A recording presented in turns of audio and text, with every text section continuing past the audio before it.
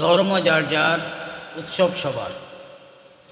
ধর্ম যার যার, উৎসব সবার, এটাই আমরা শুনে আসছি ছোটোবেলা থেকে এখন পর্যন্ত আমরা এটাই শুনে আসছি। এবার একটু ব্যতিক্রম হলো মনে হচ্ছে। এবার আজকের যে ঈদ, আজকের এই ঈদে একটু ব্যতিক্রমী আয়োজন ছিল, যেটা নিয়ে মানুষ অনেক সমালোচনা করছে। ঈদ শোভাযাত্রা, ঈদ আনন্দযাত্রা, যেটা আগারগাঁও মাঠে ঈদের নামাজ শেষ করে শোভাযাত্রা করেছেন। এটাকে নবাবী আমলের ঈদ শোভাযাত্রা বলছেন আয়োজকরা। এটা বাংলাদেশ সরকার এটার আয়োজন করেছে, সংস্কৃতি মন্ত্রণালয় এবং অন্যান্য মন্ত্রণালয় সহ, এবং ধর্ম মন্ত্রণালয় এটার সাথে জড়িত। আমার কাছে মনে হচ্ছে এটাকে তারা একটা জগাখিচুড়ি করে ফেলেছে।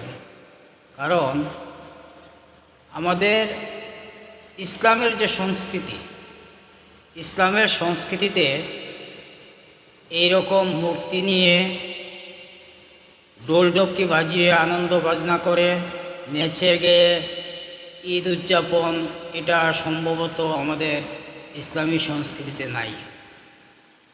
যারা এটা আয়োজন করেছেন এবং যেটাকে তারা একটা নতুনত্ব বলছেন,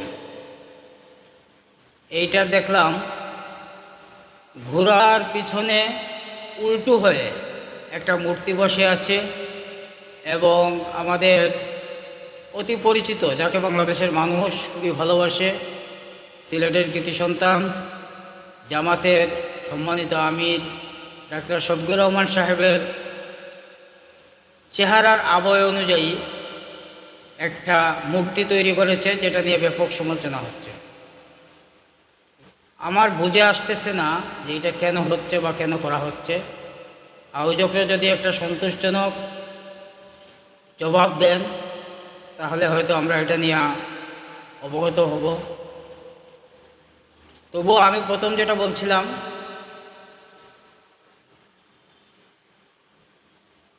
সেটা হলো আমরা মুসলমান, আজ পবিত্র ঈদ উল ফিতর উদযাপন করলাম। আমরা সারা দেশে মুসলমানরা এক মাস সিয়াম সাধনার পর আজ আনন্দের সাথে ঈদ উদযাপন হলো।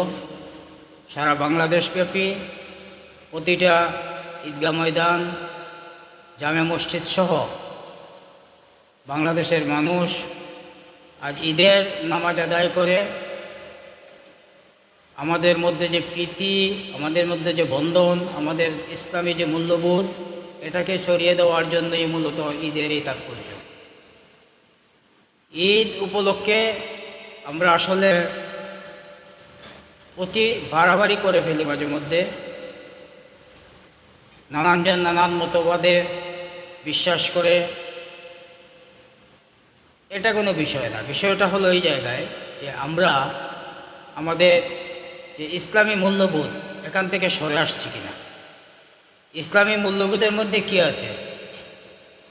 আমরা একে অন্যকে আঘাত করব না, একে অন্যর দ্বারা ক্ষতিগ্রস্ত হব না, একে অন্যকে খুন খারাপি করব না, এটাই তো ইসলামী মূল্যবোধ। কিন্তু আজকে ঈদের দিন সারা বাংলাদেশের বিভিন্ন জায়গায় ঈদের নামাজকে কেন্দ্র করে অনেকগুলো সংঘাত সংঘটিত হয়েছে, এবং অনেক জায়গায়